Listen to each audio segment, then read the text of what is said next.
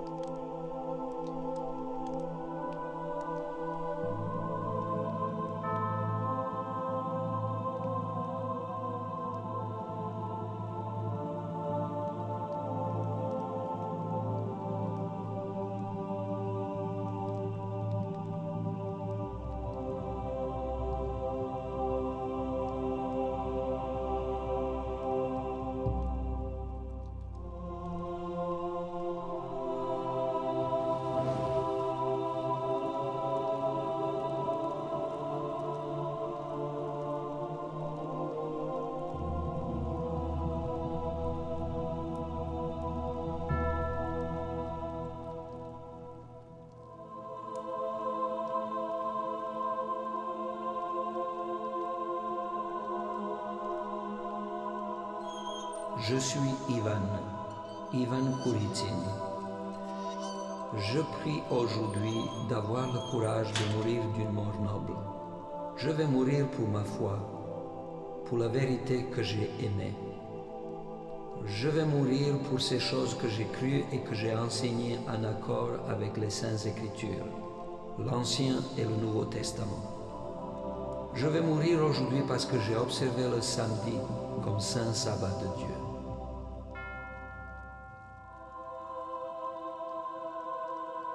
Comment en suis-je arrivé là, à cette mort brutale? J'avais de grands espoirs. Ma vision était de voir toute l'Église russe se réformer, en retrouvant la pure vérité de l'Évangile. Mais maintenant, c'est fini.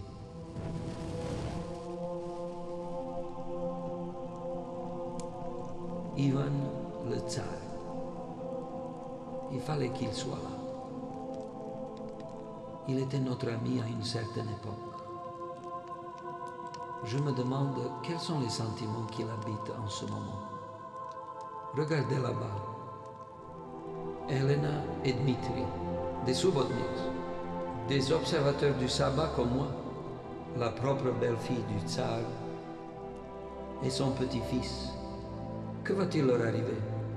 Vont-ils être brûlés, eux aussi?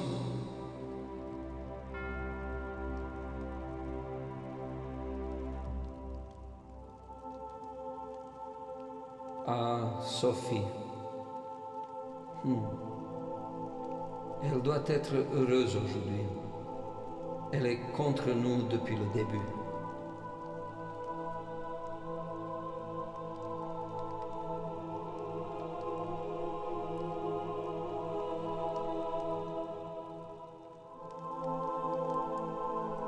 Et Gnadi, l'archevêque de Novgorod. Lui, il n'a vécu que pour ce jour, pour ce bûcher. Il dit que nous nous sommes détournés du Christ, que nous sommes devenus comme les Juifs.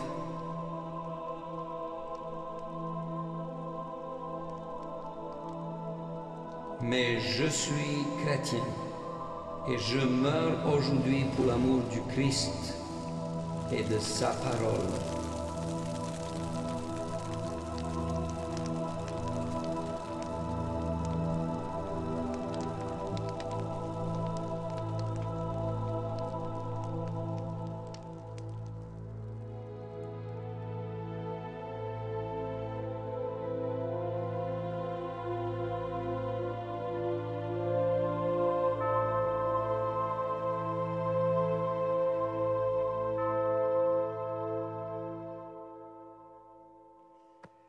Il y a 500 ans, ces horribles bûchers de Moscou écrasaient la réforme russe du XVe siècle. Une réforme caractérisée par son insistance sur l'observation du samedi, le 7e jour, en tant que sabbat. Bonjour, je suis Hal Holbrook. Bienvenue à ce 4e volet du 7e jour, révélation des pages perdues de l'histoire. L'homme enfermé dans la cage, Ivan Kuritsin, était un éminent théologien russe et un dirigeant du soulèvement religieux que les historiens appellent le mouvement de Novgorod-Moscou. Le tsar Ivan le Grand découvrit ce mouvement déjà bien établi à Novgorod lorsqu'il prit le contrôle de la ville vers 1480. Ivan constata que 2 prêtres orthodoxes russes étaient au cœur du mouvement de Novgorod et les invita à Moscou. Le docteur Oleg Gigankov nous explique. La raison pour laquelle Ivan amena les 2 prêtres les plus éminents de Novgorod à Moscou fut qu'il était lui-même, d'une certaine manière, ouvert aux opinions des réformateurs.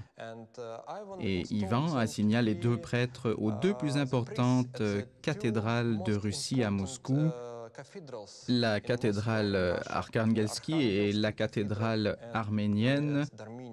Ces 2 cathédrales sont toujours les plus importantes de Russie. Et le tsar n'était pas le seul à être en faveur de la réforme. Le mouvement Novgorod-Moscou touchait les plus hautes instances du gouvernement et comprenait des gens de l'entourage immédiat du tsar. Toute cette histoire ressemble à un grand roman gothique. D'un côté, vous avez Elena Stefanovna, la veuve, belle-fille du tsar, et elle est une soubotnik, c'est-à-dire une observatrice du sabbat. De l'autre côté, il y a l'épouse du tsar, en fait sa 2e épouse, Sophie, une princesse grecque de naissance. Sophie grandit en Italie sous l'influence des dirigeants catholiques romains, qui espéraient que son mariage avec le tsar rapprocherait les Russes de l'Église de Rome. Mais Sophie embrassa finalement la religion orthodoxe russe. Le tsar se retrouve ainsi coincé entre ces 2 femmes qui avaient toutes 2 une grande influence sur lui et à la cour.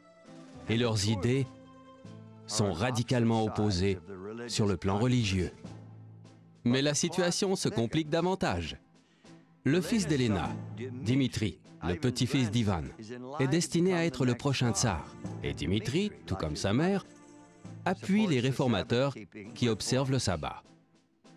Maintenant, Sophie, la 2e épouse du tsar, lui donne un fils prénommé Vassili. Or, elle veut que son fils succède à Ivan en tant que tsar. Elle ne recule devant aucun moyen pour arriver à ses fins. Sophie a un puissant allié en la personne de Gennady, l'archevêque orthodoxe russe de Novgorod. Gennady est un fanatique, l'ennemi juré des réformateurs qui observent le sabbat. Il prône des mesures extrêmes. Écoutez ce qui suit. Dans certaines de ses lettres adressées au tsar, Gennady déclare vénérer les méthodes de l'Inquisition espagnole et insiste pour que l'Église orthodoxe russe et l'État russe appliquent ces méthodes contre le mouvement subbotnik. Les dirigeants de l'Église orthodoxe russe se réunirent au concile de Moscou et condamnèrent les réformateurs pour hérésie. La sentence du concile énumère les chefs d'accusation. Certains d'entre vous ont blasphémé contre beaucoup de saintes icônes. Certains d'entre vous les ont découpées et brûlées. Et vous avez tous honoré le sabbat plus que le jour de la résurrection du Christ. Bien entendu, le jour de la résurrection est le dimanche, le 1er jour de la semaine. Le concile accusa ces réformateurs d'honorer le 7e jour, le sabbat, plus que le 1er jour, le dimanche. Et c'est bien ce qui unissait leur mouvement. Le concile de Moscou marqua le début de la fin pour le mouvement Novgorod-Moscou. Le mouvement se consuma finalement dans les flammes de la place rouge. Elena Stefanovna et son fils tombèrent en disgrâce. Leur sort est incertain. Le tsar Ivan III mourut et son fils Vassili prit sa place, exactement ce que sa mère voulait.